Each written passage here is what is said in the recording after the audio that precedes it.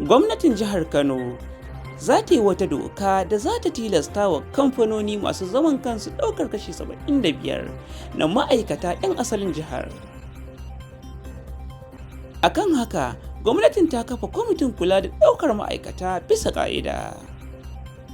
Da yake jawabi yayin wani taron tattaunawa da masu ruwa da tsaki a jiya Laraba a Kano, shugaban kwamitin Dr. Ibrahim Garba ya bayyana cewa za a mika daftarin dokar ga majalisar dokokin jihar da kuma gwamnan jihar domin amincewa.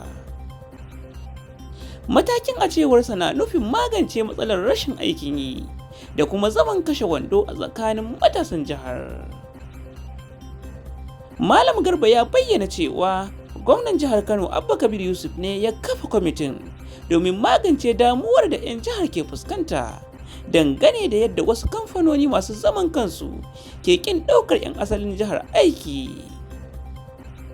A yanzu abin jira a gani shine yadda za a miƙa wa majalisar wannan doka da kuma tabbatar da ita da fara aikinta domin amfanin 'yan jihar.